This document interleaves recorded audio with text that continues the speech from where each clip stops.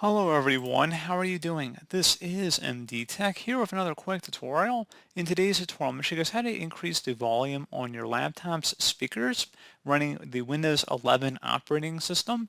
So this should hopefully be a pretty straightforward process, guys, and without further ado, let's go ahead and jump right into it. First thing I recommend doing would be to go down to your system tray and select the speaker icon. Make sure it is turned up here. So again, that's the first thing I'd recommend trying.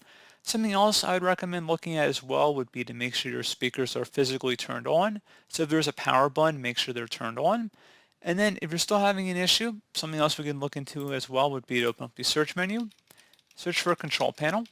Best result should come back with control panel here. Go ahead and open that up. And you want to set your view by to large icons. And then you want to select the sound option. So go ahead and left click on that.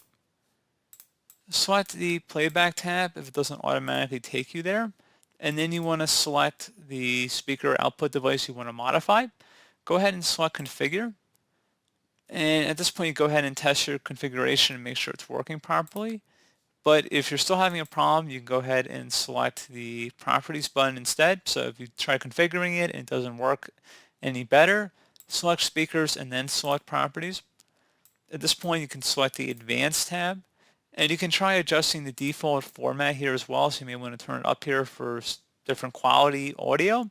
So again, something else you can try here. So you can turn all the way up to 24-bit, 190, 2000 hertz studio quality. You can try modifying that. So something you definitely can look into. If you're still having a problem after looking into these settings, you can also attempt to open up the search menu. And if you type in troubleshoot, best match should come back with troubleshoot settings. Go ahead and open that up. Go ahead and select the other troubleshooters button. And then you want to select where it says playing audio and then select the run button.